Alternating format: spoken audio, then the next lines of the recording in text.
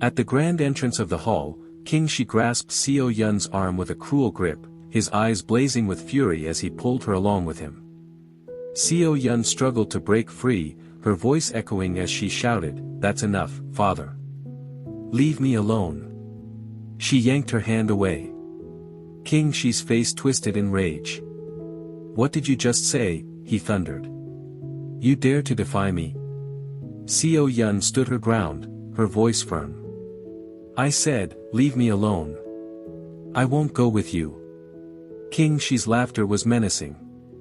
"Great, you've become brave enough to talk back to me like this. But do you have any idea what you're getting yourself into?" Queen Sui, Xiao Yun's mother, intervened, her voice icy. "Xiao Yun, I'll teach you some manners. Let's go home, and you'll see." But King Shi signaled for her to stop, his eyes fixed on Xiao Yun. "Answer me, Xiao Yun. Is all this defiance for that traitor?" Xiao Yun's eyes flashed with determination. "His name is Wei Liang, and he's not a traitor," she corrected, her voice firm. King Shi sneered. "So, you plan to stay here with him? Answer me, Xiao Yun. Why do you love him more than your own brother, Shi Cheng, whom he murdered?" Xiao Yun's face paled, but she stood her ground. "Father, I loved brother Cheng, but Wei Liang didn't kill him. His Majesty has given Wei Liang time to prove his innocence, and I'll help him. When the real traitor is discovered and Wei is declared innocent, you'll apologize to him." King Shi's laughter was laced with sarcasm. "That's rich, Xiao Yun. And what if you fail and it's proven that Wei Liang did indeed kill Shi Cheng? What then?" Xiao Yun's voice was steady. "That will never happen." With a determined look, Xiao Yun turned and rushed away, leaving King Shi's furious shouts echoing behind her. "You're no longer my daughter if you don't return." Xiao Yun's sobs were drowned out by the sound of her own footsteps as she fled, her father's words cutting deep into her heart, leaving King Shi's angry face etched in her memory. As Xiao Yun disappeared into the distance, King Shi's voice echoed, "It's far better to be without a child than to have one who betrays me." As I strolled alongside Bao, my mind wandered to the events surrounding Wei Liang's fate. It dawned on me that the records didn't explicitly state that Huan had killed Wei Liang. In fact, the accounts suggested the opposite. Huan had fought against his own father and was willing to risk everything to protect Wei Liang from the other kings. The king, Huan's father, had decreed that Huan would face punishment if he failed to prove Wei Liang's innocence. Yet, Huan remained undeterred, ready to face any challenge for Wei Liang's sake. This unwavering dedication raised questions about the nature of their relationship. Were they more than friends?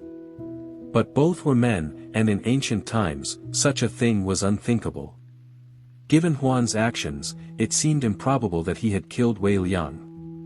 If Huan had truly wanted to harm him, he would have had ample opportunities to do so. This led me to wonder who could have been behind Wei Liang's murder, or if it was simply fate that he had died in the war. Furthermore, the presence of assassins who had mistaken me for Wei Liang added to the mystery. Could it be that Wei Liang had indeed betrayed the palace, and Huan Shu was not as villainous as he seemed? The books I had read were filled with rumors and conflicting accounts, leaving me to question the accuracy of history. Sighing in frustration, I acknowledged the complexity of the situation. My curiosity, however, drove me to continue investigating. Unraveling the truth would not only satisfy me but also help pass the time. With newfound determination, I decided to delve deeper into the mystery, hoping to uncover its hidden secrets. I had to prove Wei Liang's innocence and that of the villagers within a month, and 2 days had already passed. But was Wei Liang truly innocent? If he wasn't, I couldn't do anything, I would have to accept my fate and die. Could it be that I had time traveled into someone else's body? Prediksha had once read a spiritual book, perhaps the Bhagavad Gita, which said, "Everything happens for a reason, often within the framework of karma and a divine plan, though not necessarily in a way that is immediately apparent or beneficial to the individual." So maybe it was fate. Maybe Wei Liang was truly innocent, and I was here to uncover the real culprit and prove his innocence. But what if I was wrong? I'm an atheist, I don't believe in these things. Bao waved his hand in front of my face, inquiring, Child Wei, what's wrong? What's troubling you? I hastily concocted an excuse, attempting to brush off my distraction. Just then, Tong rushed to our side, taking deep breaths. I turned to him and asked, what happened? Bao, curious, added, where were you? I didn't see you at the Grand Hall. Do you even know what transpired there? I echoed Bao's question. Yes, Tong, where were you? I didn't see you. Tong hesitated, clearly unsure how to respond. Before he could answer, Kim Jae shouted from behind us, his face contorted in a comical, pleading expression. Wei Liang. We turned to face him as he asked, where's my Kuro? I turned, exclaiming, Kuro, that cat, where is it? Bao chimed in, child, Kuro is not here. Child Kim is inquiring about its whereabouts. I paused, feeling a tad embarrassed, and clarified, oh, I thought Kim Jae said, never mind. Kim Jae rolled his eyes, grabbed my arms, and made another pleading face. Kuro. My Kuro. Where is he? I chuckled, and Bao and Tong followed suit. Just then, our gaze drifted to Kuro, who was trailing someone. Kim Jae noticed it and exclaimed, oh, there's my Kuro. But wait, is he following someone? As we turned to investigate, an assassin collided with me, and we both tumbled to the ground. The assassin clutched 5 scrolls, and I inadvertently sat on one of them. Ouch! Are you blind? Can't you see? I snapped. The assassin's neck was visible, and I noticed a mole on it. Kim Jae rushed over, arms outstretched. Kuro, come here. However, instead of running to him, Kuro pounced on the masked assassin, biting his arm. The assassin flung Kuro away, and Kim Jae reprimanded him, how dare you throw him? He picked up Kuro and began petting him as the cat meowed angrily. A voice shouted, apprehend him. He's stolen something from the library. The assassin swiftly rose, gathered the scrolls, but the 5th one remained under me. He rushed over to retrieve it, but Kuro chased after him, biting his arm once more. Kim Jae shouted, Kuro, Kuro, wait, but Kuro didn't stop. Soldiers arrived, asking, Child Wei and Child Kim, which direction did the assassin go? He's stolen scrolls from the library. I signaled to them, and they ran in that direction. Kim Jae said, my Kuro. I'll see you later, Wei, and ran off, chasing the assassin. I kept the scroll hidden and stood up, muttering, he stole this scroll, it must contain something precious. I'll look into it later. Meanwhile, Huan Shu sat in his room, clutching a black thread and a broken shell, lost in deep thought. A knock at the door broke the silence. Enter, he said. Dae-hyun stepped inside, announcing from behind Huan Shu, Your Highness, I have something to show you. Huan Shu replied, I need some time. Please, Dae-hyun, can you show it later? But Dae-hyun persisted, it's very important, and it concerns young Master Wei. Huan Shu's grip on the thread and shell tightened, and he put on a necklace. He turned to face Dae-hyun, who stood before him. Sit, Huan Shu commanded. Dae-hyun obeyed, producing an iron mask from behind his back. Huan Shu took the mask, examining it carefully. I know you picked it up. Now what? Huan Shu asked. His expression remained calm, but his eyes betrayed a hint of concern. Dae-hyun continued, I know you're worried about young Master Wei. I've heard from General Kim and others that King Shi and several other kings seek to harm him. The villagers are also unaware of the danger, and young Master Wei doesn't even know how to wield a sword. How can he protect himself? Huan Shu's gaze turned firm, and he muttered, Dae, calm down. I'm already aware of the situation. But what about this mask? Dae-hyun said, Your Highness, this mask could help young Master Wei hide his identity.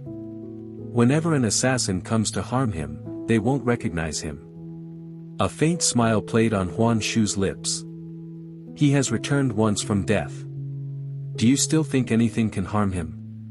Dai Hyun looked down as Huan Shu set the mask aside and stood up. I need a walk, he said.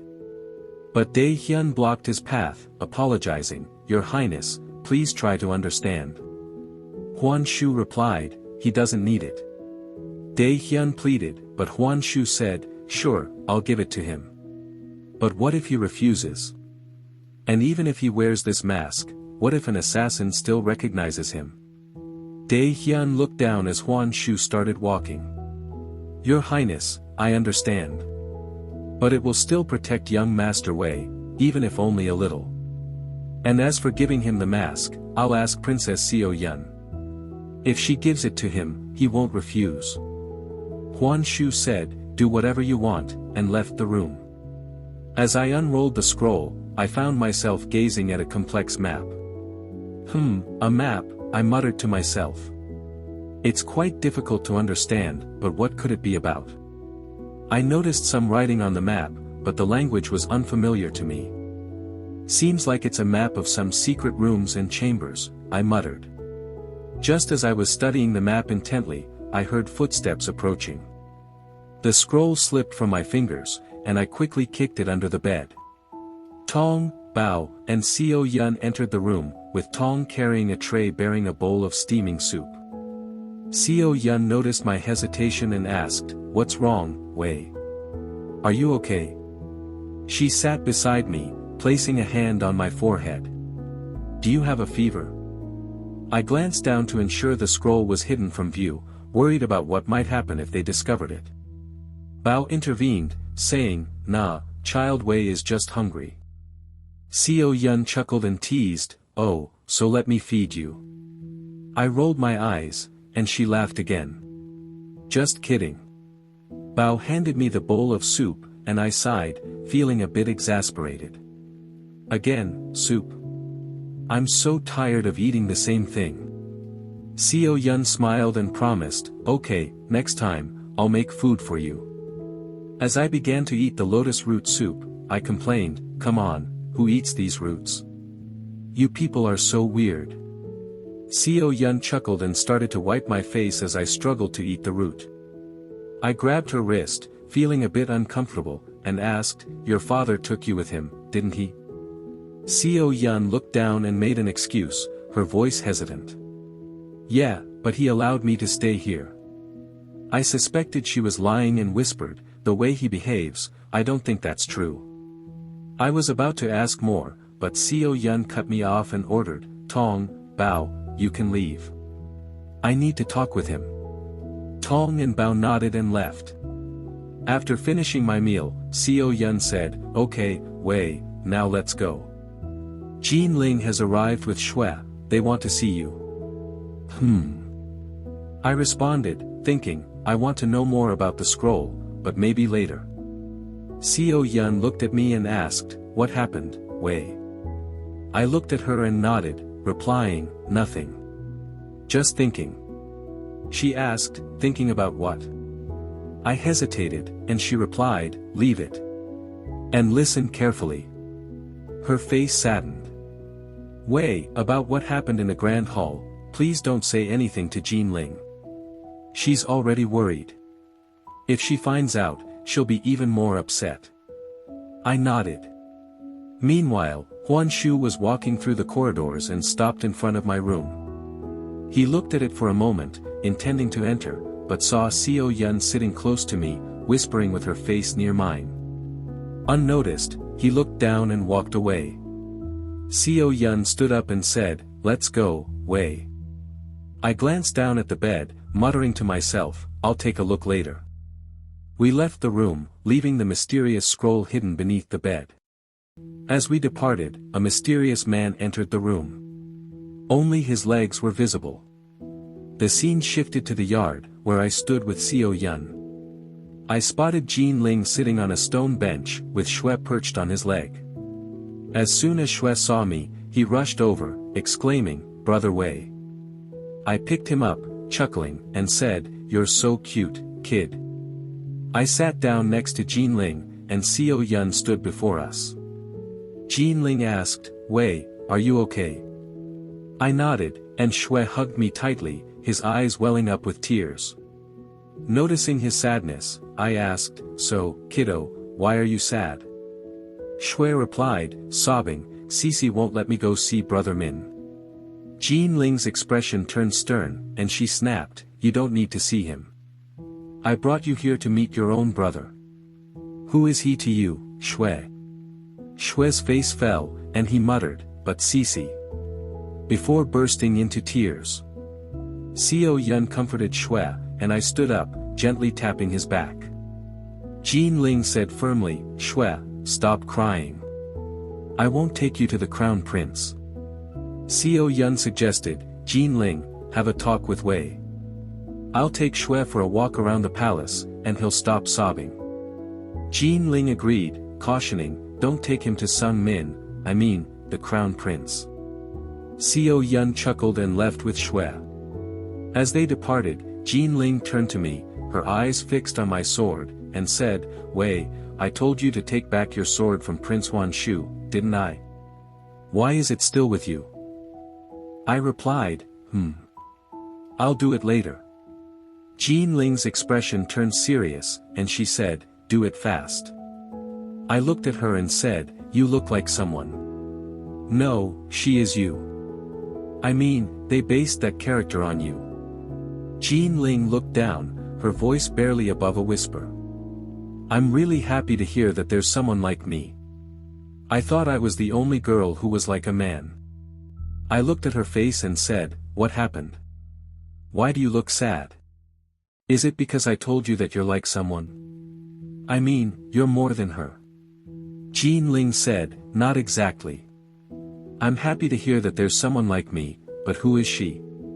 I added, Her name is Mulan. She's a Disney princess, fictional. But you're not like her. You're far better and stronger than Mulan. Can I call you Sister Mulan? Jinling chuckled, nodding in agreement. I continued, Sister Mulan, you're so strong. I want to be like you. Jinling smiled and said, You already are, Wei. But remember, take your sword back from Prince Huan Shu. I nodded in agreement. Meanwhile, Shui, still crying, was being comforted by Xiao Yun. Huan Shu, walking at a distance, noticed the scene and approached them. Shui, why are you crying? He asked gently. Shui looked up, and Huan Shu opened his arms, allowing Shui to hug him. Brother Shu, Shui sobbed. Huan Shu hugged him back, patting his back soothingly. Xiao Yun, may I take him with me for a moment? Xiao Yun smiled and nodded. Yes, Your Highness. Huan Shu took Shui away, leaving Xiao Yun behind. Dai Hyun, standing nearby, caught Xiao Yun's eye, and she smiled at him. Dai Hyun's face flushed, and he looked away. Meanwhile, Jinling turned to me and said, Wei, I'm happy to see you're safe. I was worried about what might have happened to you, but seeing you now, I'm relieved. I smiled, and Jinling continued, I should go now. Mother is alone at home, and I need to take care of her. As we walked, Jinling spotted Xiao Yun chatting with Dai Hyun. Xiao Yun was laughing, and Dai Hyun's face was bright red. He was about to take something out from behind his back, but before he could, Jinling approached them, asking, Xiao Yun, where's Shui? Xiao Yun hesitated before responding, he's with Huan Shu. Jinling's expression turned angry. I told you not to take him to the crown prince, and now you've taken him to Prince Huan Shu. Are you out of your mind? Have you considered what might happen to Shui? Xiao Yun tried to calm Jinling down, but Jinling shouted, Take me to Shui. I don't want to hear anything else. Xiao Yun apologized, I'm sorry, Ling. But believe me, the prince won't do anything to Shui. He loves him. Jinling pounded her fist. Just take me to Shui. I don't want to listen to anything else. Dai Hyun intervened, pointing out the direction Huan Shu had gone. Jean Ling stormed off, and I followed her. Xiao Yun called out, "Jean Ling, wait. I'm coming," but Jean Ling didn't slow down. As we walked, Jean Ling spotted Huan Shu and rushed over to him. "Prince Huan Shu," she exclaimed. Huan Shu turned to her, asking, "What is it, Jean Ling?" Jean Ling demanded, "Where's Shui? If anything happens to him, I won't forgive you." Huan Shu replied calmly, "He's with Sung Min in the yard." Jean Ling sneered, turning to leave. I tried to stop her, but she rushed off, leaving me behind. As I turned to Huan Shu, our eyes met, and I felt a chill run down my spine. Huan Shu's gaze was cold and piercing. I looked at him, noticing the shell necklace around his neck, and waved my hand. Prince Huan Shu," I stuttered. He kept looking at me, and I whispered to myself, "Why is he looking at me like that? What should I say? Does he want me to thank him for saving me at the Grand Hall?" I decided to thank him. Thank you." "For what?" he asked. "For saving me at the Grand Hall," I said. Huan Shu's eyes narrowed, and he walked toward me. I stepped back, but he kept moving slowly. I looked into his eyes and asked, "What happened?" At last, I hit the wall. We were too close. He leaned in, and our faces were inches apart. Our gazes met, and he raised his hand. I thought, is he going to kiss me? No. I looked away and closed my eyes. He plucked something from my hair and said, "This leaf was in your hair." I sighed and said, "This leaf." I thought. I paused for a moment, but Huan Shu cut me off. "Thought what?" he asked, his eyes narrowing. I muttered, "Nothing, nothing." Huan Shu's eyes narrowed further. "Nothing? Really?" I quickly changed the subject, noticing his shell necklace. "Why are you wearing that broken shell necklace?" Huan Shu covered it and tucked it inside his hanfu. "Don't you remember?" "Remember what?" I asked. "That cat," he said. I shouted, "Where? Where is the cat?" My leg slipped, and I fell onto Huan Shu. I landed on top of him, and for a brief moment, our lips met. We stayed like that until I immediately pulled back and stood up. I apologized frantically. "Sorry. I'm so sorry. It's just..." Huan Shu kept touching his lips and muttered, "No problem, but you shouldn't react before listening properly. I mean, the cat is not here." I sighed. "You should have said that clearly. You know how scared I was." Huan Shu gave me a firm glance and stepped closer. His voice barely above a whisper, he said, "And you know how much I waited for you." I looked at him, confused. What did you say?" Shivers ran down my spine. He was too close. I looked into his eyes, and our gazes locked. I looked away, but he held my chin and tilted it toward him. I didn't know why I was so affected. I started admiring him, and suddenly a thought crossed my mind, he is so handsome, but wait. What the hell am I doing? Am I falling for him? No, it can't happen. I can't fall for him. Meanwhile, Qianli and Kim Jae were walking together. Kim Jae held his cat, petting it. He said to Qianli, "I thought my Kuro got kidnapped, but I saved him from that assassin." Qianli chuckled. What would he gain from kidnapping Kuro? Kim Jae made a comical face. Don't you know? Kuro is the king of cats, so of course, he wanted to kidnap my Kuro. Qianli kept chuckling, but midway, he spotted us. He quickly covered Kim Jae's eyes and turned him around. What are you doing? Kim Jae asked. Stay like that and come with me. I have something to show you, Qianli said. As they walked, Kuro jumped from Kim Jae's arms and ran toward me. Huan Shu and I were lost in each other's eyes, but when I noticed Kuro, I pushed Huan Shu away and screamed, "Arg, ah." I hid behind Huan Shu and clung to his arm. "Prince, save me." Kim Jae picked up Kuro and said, "Come on. Wei, my Kuro is harmless. He won't do anything to you." That feline meowed, and my grip on Huan Shu's arm tightened. "Take him away." Kim Jae sighed. Okay. But whatever you were doing here, you should do it in a room." Huan Shu and I blushed. Qianli whispered, "Kim Jae, be quiet and come with me."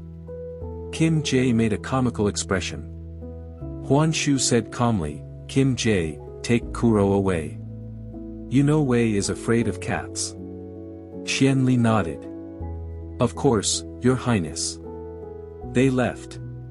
Just then, Huan Shu turned to me, about to say something, but Xiao Yun came rushing from behind, accompanied by Dai Hyun, whose face was clouded with sadness. Xiao Yun exclaimed, "Wei, why did you run away like that?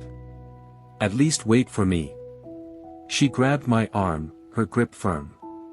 Dai Hyun looked down, visibly upset. Xiao Yun bowed and asked, "Your Highness, do you want to say something to Wei? If not, can I leave with him?" Huan Shu nodded, his expression troubled. I hesitated, a pang of uncertainty gripping me. Xiao Yun pulled me along with her, and I looked back at Huan Shu and Dai Hyun before we left. The man's wild, menacing appearance was accentuated by his long, tangled black beard and hair, which covered his face like a dark veil. His eyes gleamed with a crazed intensity as he laughed maniacally, the sound echoing off the cold, damp stone walls of the dungeon. "He came back," the man exclaimed, his laughter growing more frenzied as he paced back and forth in his cell. "You betrayed him, and now he'll take his revenge. He'll save everyone. He'll change fate." His voice rose to a fevered pitch, his words tumbling out in a frantic rush. His gaze seemed to bore into the souls of the soldiers guarding him, his eyes blazing with a fierce, unholy light. "You'll pay, Advisor Li," he spat, his voice dripping with venom. "Shamat will get his justice. He has to free Shamat." His laughter grew louder, more menacing, sending shivers down the spines of the soldiers. Some soldiers approached the prison, ordering the man to shut up. "Silence, prisoner," one of them barked, but the man refused, his laughter and shouts growing more defiant. "He came back. He came back. Fate will change." He pounded his fists against the stone walls, his eyes blazing with fierce determination. One soldier warned, "Stop it, or we'll beat you." But the man continued to laugh, his voice hoarse but unbroken. The soldiers were losing their patience, their faces reddening with anger. "Shut up, you madman," another soldier shouted. Two soldiers entered the cell, their expressions grim and unyielding. They attempted to silence him with force, but he remained defiant, shouting between blows, "He came back. He came back." His voice echoed through the dungeon, a haunting refrain that seemed to shake the very foundations of the prison. They beat him mercilessly, but he refused to yield. His laughter grew louder, more manic, as if fueled by some inner fire. "You can't silence me," he shouted, his voice ringing off the stone walls. "He came back, and nothing will ever be the same again." Meanwhile, Jean Ling's eyes frantically scanned the surroundings, her heart racing with every passing moment. She had been searching for Shui like crazy, and finally, she spotted him near a serene lake, surrounded by towering trees that stretched toward the sky. Sung Min stood beside him, his gaze fixed on Shui's tear-streaked face. Jean Ling's instincts screamed at her to rush to Shui's side, but her feet hesitated, rooted to the spot. A whirlwind of emotions swirled within her, anxiety, fear, and a hint of anger. She took a deep breath, and her legs finally moved, carrying her towards Sung Min and Shui. As she approached, her eyes locked onto Sung Min's, her gaze piercing. She reached out and pulled Shui away from Sung Min's arms, her voice firm but laced with desperation. "Have you asked me before taking him?" Shui struggled to free himself, trying to return to Sung Min's embrace. Sung Min's expression turned contrite, his eyes pleading for understanding. I'm sorry, Genie. He was crying so badly, and I had to take him from Huan Shu. Jean Ling's anger boiled over, her voice rising. So he stopped crying in your arms. Who are you to him? You're no one to care about Shui. Her words cut deep, and Sung Min's face fell, his eyes welling up with tears. Jean Ling continued, her voice sharp. And my name is Jean Ling, not Genie. You're too much like your brother, heartless. Sung Min's face contorted in anguish, but Jean Ling didn't relent. His voice trembled. Don't say anything to Huan Shu if you're angry at me. Say it to me. Why my brother? Jean Ling's expression turned icy, her voice cold. Because he tried to kill Wei. Sung Min's eyes widened in pain. Genie, seriously? You believe in rumors? Have you forgotten how much he loved Wei Liang? Jean Ling cut him off, her voice laced with disdain. Love? He really loved him. Probably only in Wei's nightmares. Shui, sensing the tension, muttered, Sisi, don't say that to Brother Min. Jean Ling turned to him, her voice firm. Shut up, Shui. And from now on, if you do this again, you're not my brother. Shui looked down. Jean Ling turned to leave, but Sung Min blocked her path, his eyes red-rimmed. He struggled to hide his sobs, his voice trembling. Genie, why are you angry at me? What have I done? Did you forget the time we spent together? Why do you hate me this much? At least tell me the reason. Jean Ling tried to hide her tears, her voice barely above a whisper. Oh, really? And why am I about to hate you? You're the prince, Huan Shu's brother, and maybe you're too involved with him. Sung Min's face crumpled, his eyes welling up with tears. He grabbed Jean Ling's hand and placed it on his chest, his voice trembling. My heart beats for you only. Seeing you hate me this much hurts me. I can't live like this. Jean Ling's eyes flashed with anger, her voice cold. Shui is with me, so don't behave like that. Sung Min kept holding her hand. Jean Ling's eyes welled up with tears. You're like the others too. Leave my hand, it's hurting. Sung Min immediately pulled away. I'm sorry. I didn't mean to hurt you. Jean Ling replied, but you hurt me, not just this time, but before as well. It would be far better for you and me to stay away from each other. Times have changed. Nothing is like before. She walked away with Shui in her arms. Sung Min and Jean Ling were both crying. Shui was still too young to fully understand what was happening, but somewhere deep down, he sensed the weight of it all. With innocent curiosity, he asked, Sisi, why are you crying? Jean Ling held him tighter and said nothing. Thanks for watching. Also do follow the original author and story on Wattpad. Don't forget to like and subscribe for more episodes.